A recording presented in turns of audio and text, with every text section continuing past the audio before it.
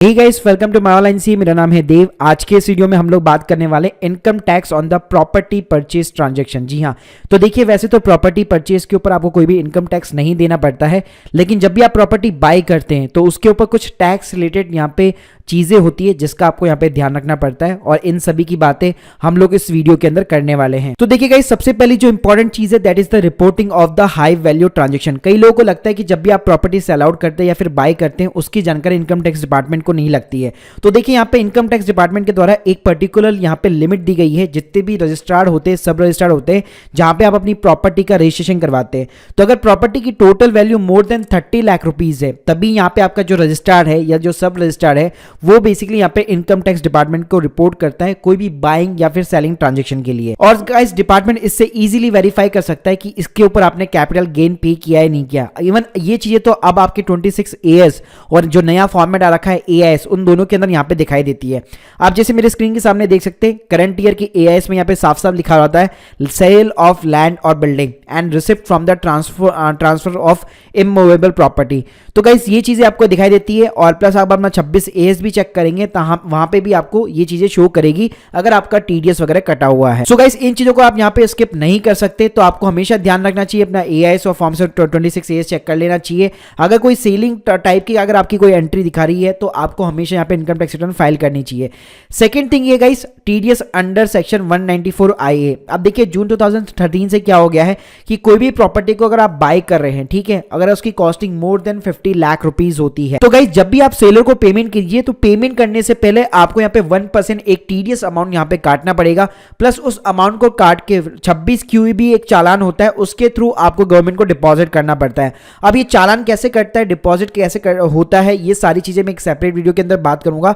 Main important thing है कि आपको 1% TDS काटना पड़ेगा।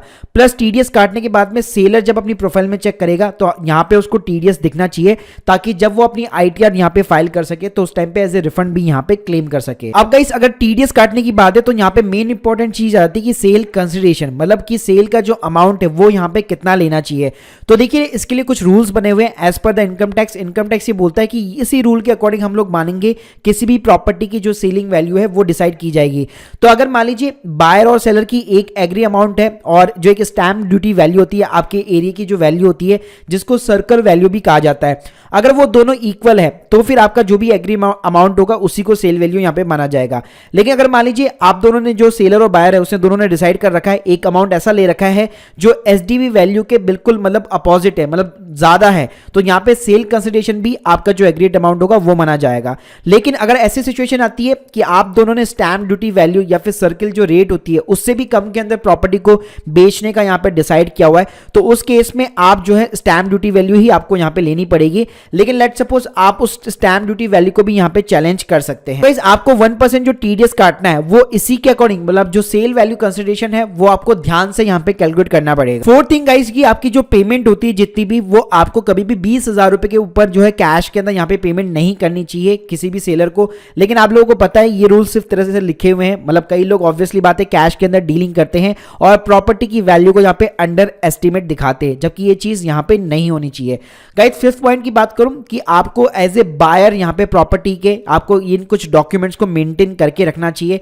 एक तो ये कि जो भी आप प्रॉपर्टी खरीद रहे हैं आपको अपडेट रखना चाहिए कि उसका सर्किल रेट क्या है, उसके स्टैंप ड्यूटी वैल्यू क्या है। सेकंड थिंग, आपका जो भी एग्रीमेंट ऑफ द सेल हो वो आपको ढंग से रखना चाहिए, आपके रजिस्ट्री के पेपर्स हो गए, प्लस आपको बैंक स्टेटमेंट में जरूर एंट्री होनी चाहिए जो भी सेल की ट्रांजेक्शन हुई है उसकी, प्लस आपके जो भी लोन के पेपर है, अगर आपने उस प्रॉपर्टी के ऊपर लोन उठा रखा है तो लोन के पेपर वगैरह भी होने चाहिए। अब देखिए गाइस, ये मैंने आपको जो ऊपर डॉक्यूमेंट्स बताए उनकी वैसे कोई रिक्वायरमेंट नहीं रहती जब भी आप अपनी ITR रिटर्न फाइल करते हैं तब।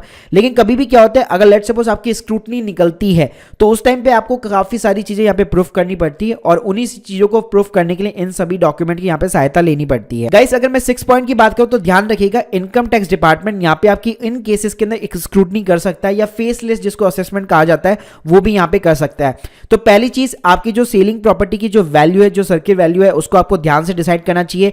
सेकंड थिंग, अगर मान लीजिए सामने वाला जो सेलर है अगर वो डिडक्शंस ले रहा है 54 सेक्शन के अंदर, जहां पे वो दिखाना चाहता है कि मैंने एक प्रॉपर्टी को बेच के दूसरी प्रॉपर्टी खरीद ली और पूरा जो कैपिटल गेन है वो एग्जाम कर लिया, तो उस केस में इनकम टैक्स डिपार्टमेंट इस चीज को यहाँ पे वेरीफाई करता है, प्लस जो कॉस्ट ऑफ एक्विजिशन आप ले रहे हैं या कॉस्ट ऑफ जो इंप्रूवमेंट आप ले रहे हैं उसको भी वेरीफाई करता है। और लास्ट थिंग, जो आपकी हाई प्रॉपर्टी सेल वैल्यू है, अगर लेट सपोज आप तो अपनी रिटर्न प्रॉपर तरीके से जो है यहाँ पे फिलअप कर रहे हैं एज ए बायर, लेकिन आपका जो सेलर है उसने अपनी रिटर्न फाइल नहीं की, उसने अपना कैपिटल गेन यहाँ पे शो नहीं किया, तो भी यहाँ पे दिक्कतों का सामना करना पड़ सकता है। उसके बाद में गाइस 7th पॉइंट आपको ये ध्यान में रखना चाहिए कि कई स्टेट के अंदर जो फीमेल्स होती है उनको यहाँ पे स्टैंप ड्यूटी के अंदर रिबेट मिलती है, तो जब भी आप प्रॉपर्टी का रजिस्ट्रेशन कराते हैं आपको चेक कर लेना चाहिए कि आपके स्टेट के रूल्स के अकॉर्डिंग क्या फीमेल को यहाँ पे स्टैंप ड्यूटी के अंदर रिबेट मिलती है या नहीं मिलती। सो गाइस ये मैंने आपको कुछ 7 पॉइंट बता दिए, तो जब भी आप प्रॉपर्टी को बाय कीजिए तो इन 7 पॉइंट का आपको हमेशा ध्यान रखना चाहिए। So guys hope you like this video, please subscribe our channel. अगर आप एक एक्सपर्ट के थ्रू अपनी आईटीआर फिलअप करवाना चाहते हैं, सिंपली लिंक आपको डिस्क्रिप्शन बॉक्स में मिल जाएगी। Thank you guys, thank you very much.